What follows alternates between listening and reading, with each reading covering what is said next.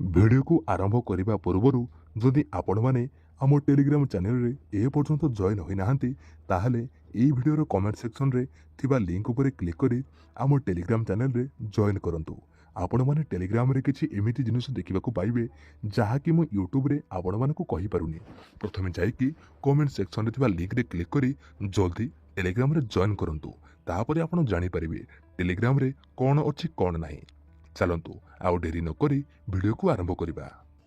मो ना बापुन आज मु मो निज अनुभव विषय आपण मानक सह शेयर करने को जाउछि जहाँकि मोर आउ मोर बो सहित घटिथिला। प्रथमे मु मो विषय किछि कहि रखुछि। मु देखिबाकू कड़ा किंतु देह ठीक ठाक अछि, पूरा भलो फिगर, जिम जाए नाही तथापि देह ठीक अछि। मोर बांड साइज 7 इंच। कौनसी प्रकार महिला हेउ किंबा झियो हो शांति करिबारे पूरा सक्षम अटे। एबे मु मो बो विषय किछि कहि रखुछि। मो बो देखिया पई बेसी गोरा नुहे किंतु कड़ा भी नुहे। तार बयस 38 वर्ष किंतु से जना पड़ेनी। तार देह साइज 36, 30, 36। तार बड़ बड़ दूध पाई साहिर अनेक टका और बुढ़ांकर बांड पागल। आउ सेही भितरे मोर भी बांड सामिल। जी दिने स्वप्न देखुथिला ए दूध को केमिति स्पर्श करिवो। मो बोऊ को 38 वर्ष हेलानी किंतु तार दूध आज पर्यंत जमारू भी ओहली नाही। सेथिपाई तो मो बोऊ पाई एते पुरुष पागल। एहा सहित से गला बेले तार गांडी नहका चाली बांड शोइथिले भी ठिया करि दिए। आम परिवार कहिले मु मो बोऊ ओ मोर सान भौणी बापांकर 5 वर्ष हेला देहांत होई जाइछि। बापा जेतेबेले चलीगले मोर सेतेबेले +2 सरी थाए। तेणु मु एक प्राइवेट कंपनी रे काम करिली ओ एपटे मोर +3 मध्य पढ़ा चालू रखिली। +3 सरीबा परे मु सरकारी चाकरी पाई परीक्षा देवाकू लागिली। आउ मु एई 1 वर्ष हेला गोटे सरकारी चाकरी पाइछि, जेउथि पाई घरे मो परिवार ओ अन्य बंधु बांधव आम उपरे बहुत खुशी। किंतु मो बोऊ मो उपरे आगरू भी खुशी थिला, कारण मु बहुत कम बयसरू घरर सब कथा बुझुछि। एबे सरकारी चाकरी करिबा परे आमर घर परिस्थिति टिके सुधुरी गलानी। मोर मो बोऊ प्रति सेमिति किछि खराब धारणा न थाए, किंतु घटना चक्र रे एमिति धारणा मोर आसीगला। थरे मु गाँ खेल पड़िया रे एका एका बसी थाए। चारियाडे पूरा अंधार। किछि पिला सेठारे बसी थांते किंतु सेमाने मते देखि नथिले, कारण मु एमिति एकुटिया बसी थाए। सेमाने गाँ बोऊ माने गाँ माइपंक विषय कथा हेउथांती, जेते सबु खराब कथा। राति समय होइथिबारु सेमानकर कथा मते स्पष्ट शुभुथाए। एमिति कथा हेउ हेउ सेमाने मो बोऊ विषय कथा हेबा आरंभ करदेले। सेमाने कथा हेउथिले कि भाई बापी बोऊर कौन मस्त दूध आज भी जमारू नई नाही। आउ जने कहिला सत कहूछि रे सांग, तार दूध दुईटा को देखिले मोर इच्छा हेउछि भलो करी मन भरिकी चिपिबा पाई। एमितिका बड़ और सुंदर दूध बोधे आम गाँ रे पाइबुनी। तांको मध्यरे आम घर पाखापाखि जने टका थिला, से मोठू टिके बड़ हेबो। मु तांकू दादा बोली डाके। जने टका सेही दादांको कहिला, भाई एमिति घर पाखे थाई तुमे केमिति हाथ छड़ा करुछ। से दादा कहिले से दिने भी देव अजथा देव कि न देव अजथा बदनाम हेब। तापर जड़े टका कहिला, भाई तार तो कुआड़े किसी चक्कर नहीं। तापरे आरे माइकिनार एबे स्वामी नहीं, निश्चय मने मने बांड खोजुथिब, चेष्टा कर से निश्चय देव। आरे से तोर भाउज हेब, ट्राए कर रे, खुशी नहले नाही। एमिति जेते सबु बेधुआ कथा मो बोऊ नारे हेउथांती। बोऊ नारे एमिति कथा शुणी एपटे मोर बांड भी छिड़ा होई जाई थाए।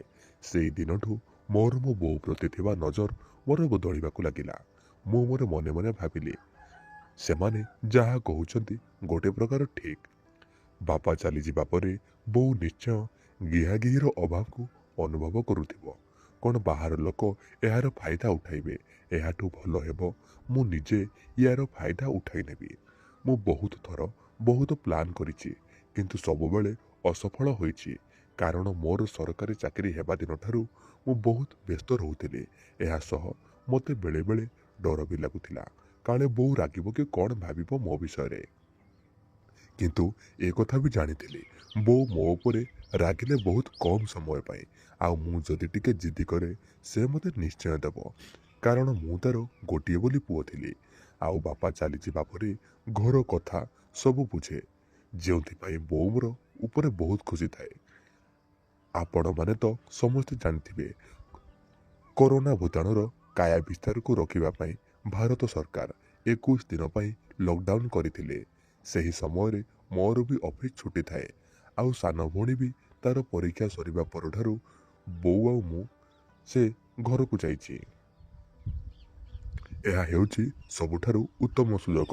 ଲକଡାଉନ୍ର ପ୍ରଥମ ଦିନ ମୁଁ ଏମିତି ବସି ୟୁଟ୍ୟୁବରୁ ଓଡ଼ିଆ ଷ୍ଟୋରି ଅଙ୍କିତ ଚ୍ୟାନେଲରୁ ମା ପୁଅ କାହାଣୀ ଶୁଣୁଥିଲି। ମୋର ସେଦିନ ଇଚ୍ଛା ହେଲା ଏଇ ଲକଡାଉନ୍ ଭିତରେ କେମିତି କ'ଣ କରି ନିଶ୍ଚୟ ବୋଉକୁ ଥରେ ଗେହିବି। এই ଘଟଣା ଯା ଆପଣମାନେ ଶୁଣୁଛନ୍ତି ଏଇ 2020 ମସିହା କଥା ମୁଁ ଆପଣମାନଙ୍କୁ କହୁଛି।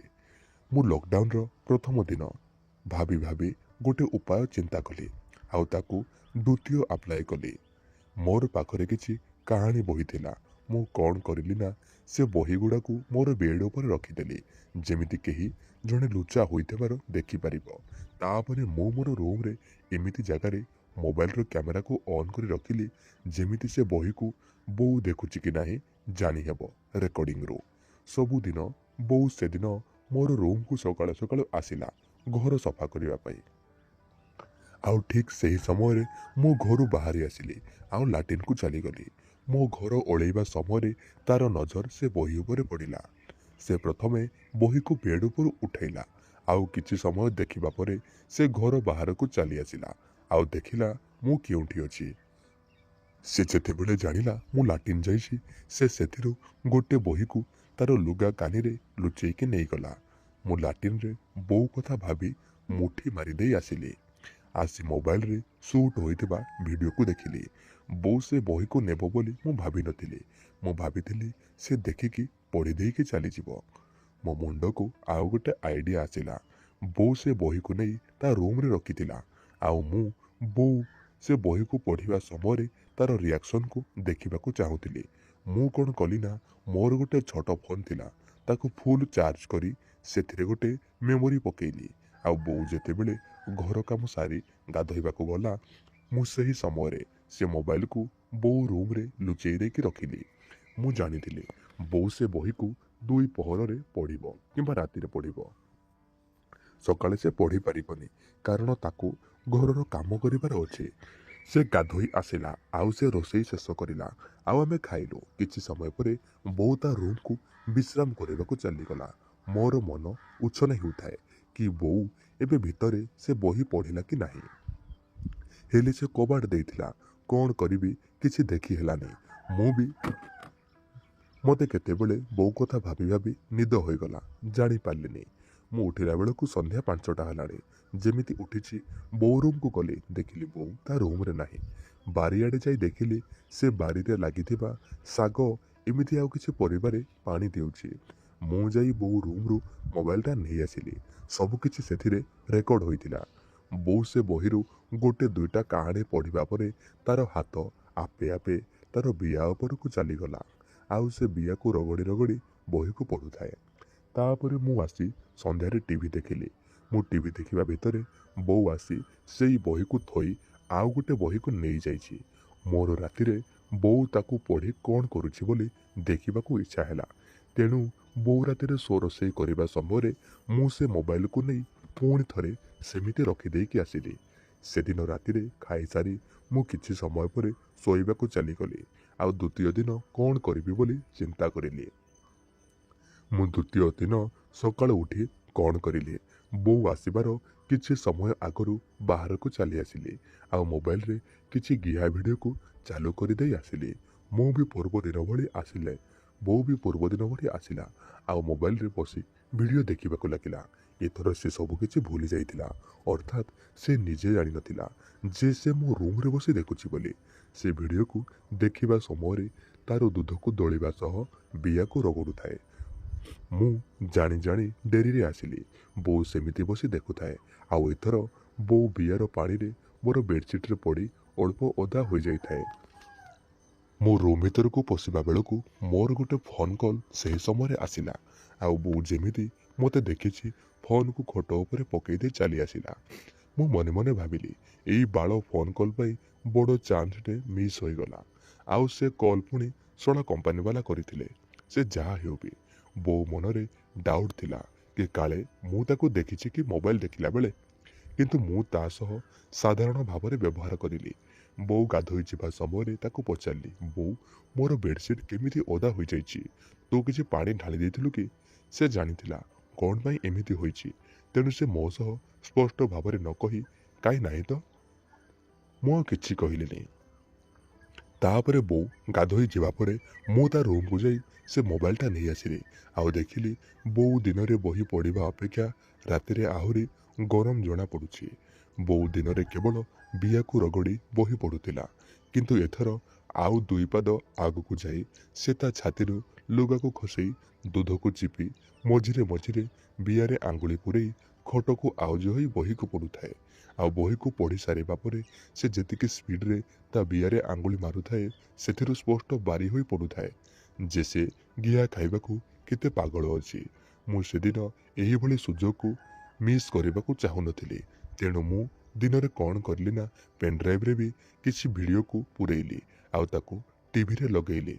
ସେଦିନ ରାତିରେ ମୁଁ ଜାଣି ଜାଣି ଆଗୁଆ ଖାଇବା ପାଇଁ ବୋଉକୁ କହିଲି, କାରଣ ସେ ତାର ଟାଇମ୍ ହେଲେ ଯାଇ ଶୋଇବ। ଆଉ ଯେଉଁଦିନ ଶୀଘ୍ର ସବୁ କାମ ସରିଯାଇଥାଏ ସେ ବସିକି ଟିଭି ଦେଖେ। ଖାଇ ସାରି ଆସି ମୁଁ ଟିଭି ଦେଖୁଥିଲି। ମୁଁ ଜାଣିଥିଲି ବୋଉ ନିଶ୍ଚୟ ଆସିବ। କିଛି ସମୟ ପରେ ସେ ଆସିଲା, ମୋ ପାଖରେ ବସିଲା। ସେତେବେଳେ ଟିଭିରେ ଗୋଟେ ଓଡ଼ିଆ ଯାତ୍ରା ଦେଉଥିଲା। ମୁଁ ବୋଉକୁ କହିଲି, ବୋଉ ଯାତ୍ରା କାଟିକି ହିନ୍ଦୀ ଭିଡ଼ିଓ ଲଗାଉଛି। ବୋଉ କହିଲା, ହଁ ଲଗା। ମୁଁ କ'ଣ କରିଲି, ଟିଭି ବଦଳରେ ପେନ୍ଡ୍ରାଇଭ୍ ଅନ୍ କରି ଗୋଟେ ହିନ୍ଦୀ ସିନ୍ ଲଗେଇଲି। ଭିଡ଼ିଓର 5 ମିନିଟ୍ ପରେ ଗୋଟେ ମସ୍ତ ସୁନ୍ଦର ଚୁମା ଦିଆର ସିନ୍ ଆସିଲା। ବୋଉ 2-3 ମିନିଟ୍ ଦେଖିବା ପରେ ସେ ଚାଲି ଯାଉଥିଲା। ମୁଁ ତାର ହାତକୁ ଧରି କହିଲି, ବୋଉ ପଳେଇଲୁ ଯେ, ତୋତେ ଭଲ ଲାଗୁନି ଯଦି କହ, ଚ୍ୟାନେଲ ଚେଞ୍ଜ କରିଦେଉଛି। ବୋଉ ସକାଳରୁ ଗରମ ହୋଇଥିଲା। ଆଉ ଏମିତି ସିନ୍ ଦେଖିବାରେ ସେ କେମିତି ନିଜକୁ କଣ୍ଟ୍ରୋଲ କରିବ, ତେଣୁ ସେ ବୋଧେ ଚାଲି ଯାଉଥିଲା। ବୋଉ କହିଲା, ନା ତୁ ଏଇ ଭିଡ଼ିଓ ଦେଖ, ମୋର ଆଉ ଏଇ ଭିଡ଼ିଓ ଦେଖିବା କ'ଣ ବୟସ ଅଛି ଯେ ମୁଁ ଦେଖିବି? ବୋଉ କହିଲି, ସେମିତି କାହିଁକି କହୁଛୁ ଯେ, କ'ଣ ତୁ ବୁଢ଼ୀ ହୋଇଗଲୁଣି ନା କ'ଣ? ବୋଉ କହିଲା, ମୁଁ ବୁଢ଼ୀ ନୁହେଁ ତ ଆଉ କ'ଣ? ମୁଁ କହିଲି, ସତ କହୁଛି ବୋଉ, ତୁ ଯେମିତି ଲାଗୁଛୁ ସେ ଫିଲ୍ମର ହିରୋଇନ୍ ଭଳିଆ ଲାଗୁଛୁ।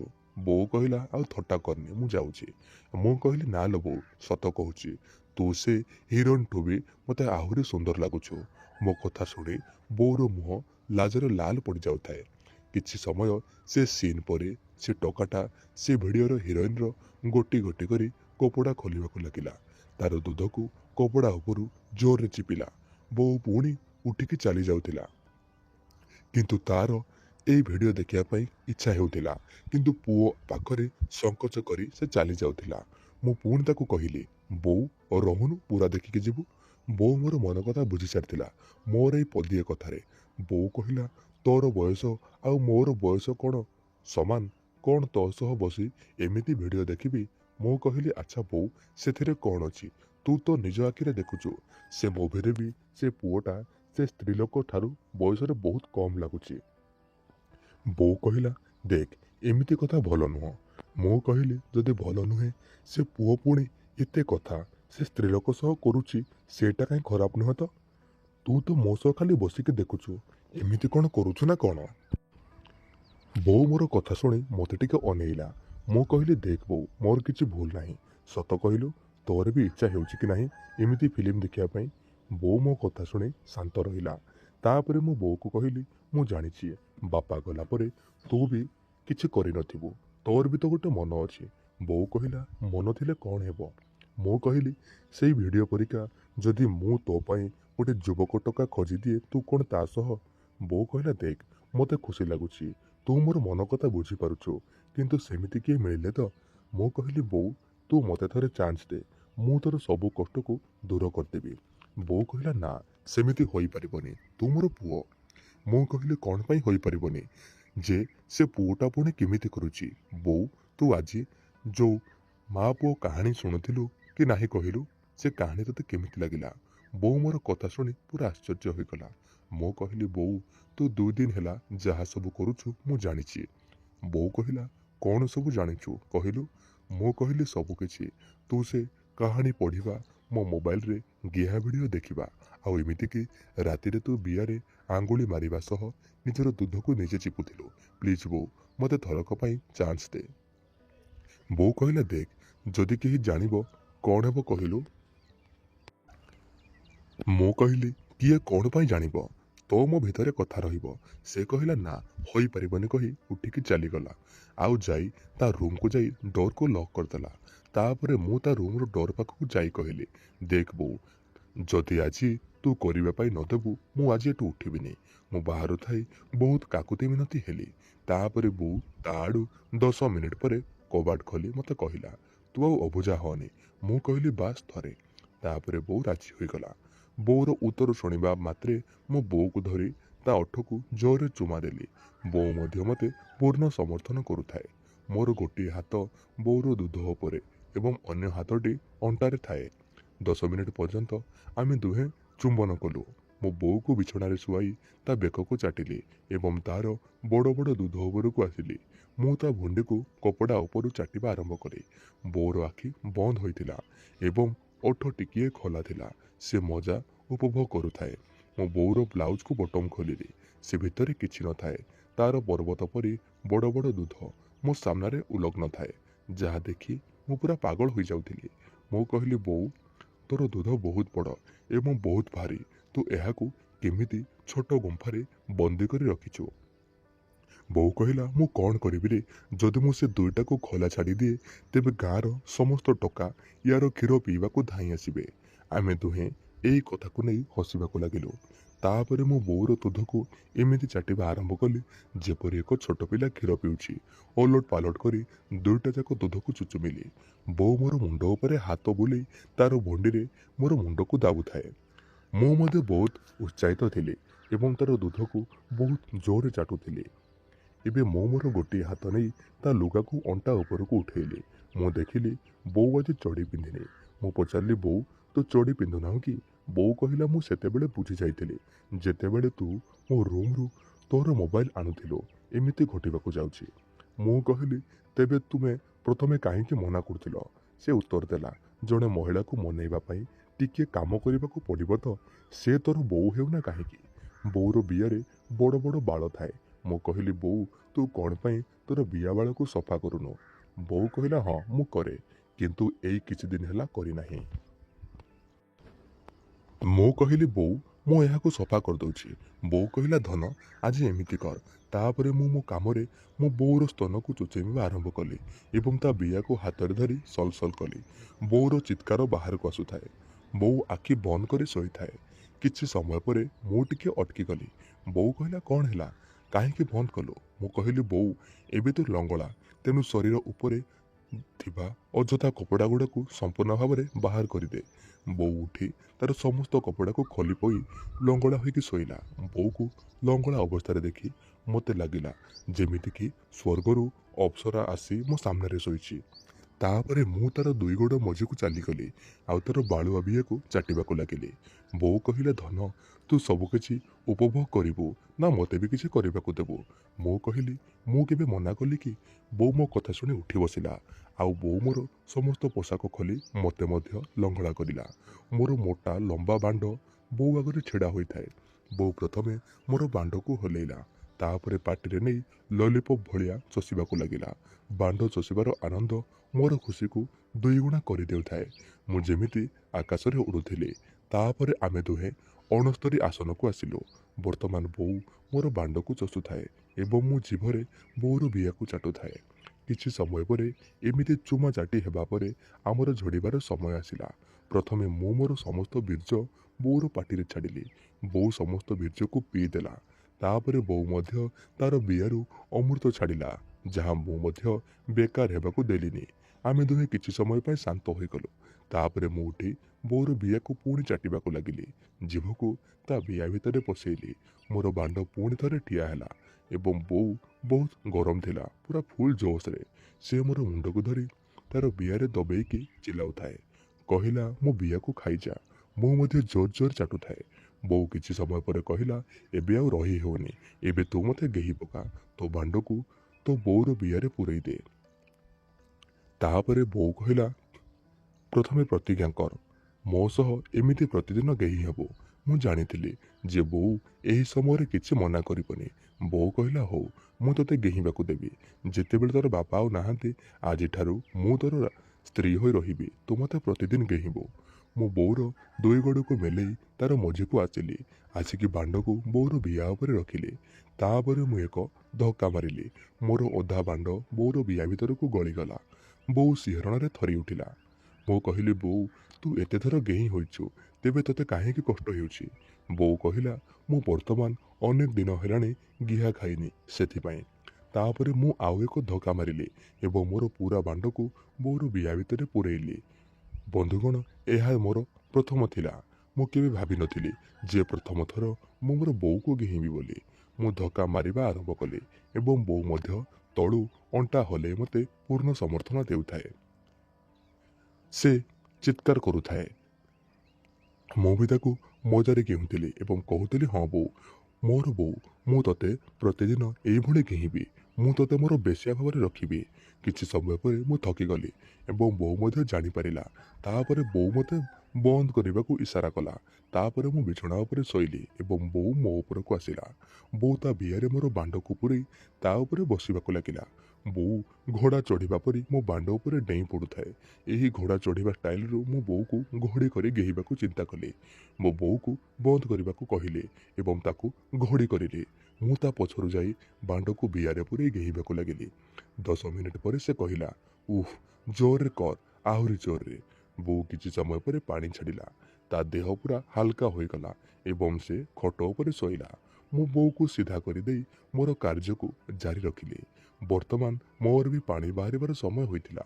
ମୁଁ ବୋଉକୁ କହିଲି, ପାଣି ବାହାରିବ, କେଉଁଠି ବାହାର କରିବି? ବୋଉ କହିଲା, ଧନ, ତୋ ପାଣିକୁ ମୁଁ ଭିତରେ ନେବାକୁ ଚାହେଁ। କିଛି ସମୟ ପରେ ମୁଁ ମୋର ସବୁ ବୀର୍ଯ୍ୟକୁ ବୋଉର ବିଆ ଭିତରେ ଛାଡ଼ିଲି। ଆମେ ଦୁହେଁ କିଛି ସମୟ ପାଇଁ ଏହିପରି ଶୋଇଥାଉ। ତାପରେ ମୁଁ କହିଲି, ବୋଉ, ଆଉ ଥରେ। ବୋଉ ରାଜି ହେବା ପରେ ତାକୁ ସେଦିନ ରାତିରେ ଆଉ ଥରେ ମୁଁ ମନ ଇଚ୍ଛା ଗେହିଲି। ଏବେ ସେହିଦିନଠାରୁ ବୋଉକୁ ମୁଁ ସବୁଦିନ 2 ଥର ଗେହିଁ ଆସୁଛି। ଭାଇ, ସତରେ ଏମିତି ମଜା ମୋ ଜୀବନରେ ପାଇନଥିଲି। ବୋଉ ବି ମୋ ଠାରୁ ଗିହା ଖାଇ ବାହାରେ ଖୁସି ଅଛି। କ'ଣ ପାଠକ ବନ୍ଧୁମାନେ, ଏମିତି ମା ପୁଅରେ ଗିହା ଗିହିଁ ହେବା ଭୁଲ କି? ଆପଣମାନେ ଆପଣଙ୍କର ମତାମତ ନିଶ୍ଚୟ ରଖିବେ। ଆଉ ହଁ, ଯଦି ଏପର୍ଯ୍ୟନ୍ତ ଟେଲିଗ୍ରାମରେ ଜଏନ୍ କରିନାହାନ୍ତି, ତାହେଲେ କମେଣ୍ଟ ସେକ୍ସନରେ ଥିବା ଲିଙ୍କରେ କ୍ଲିକ୍ କରି ଜଲ୍ଦି ଟେଲିଗ୍ରାମରେ ଜଏନ୍ କରନ୍ତୁ। ଆଜି ପାଇଁ ଏତିକି ରହୁଛି। ଦେଖା ହେବା ଆଉ ଏକ ନୂଆ ଭିଡ଼ିଓର ଏକ ନୂଆ କାହାଣୀରେ। ଧନ୍ୟବାଦ।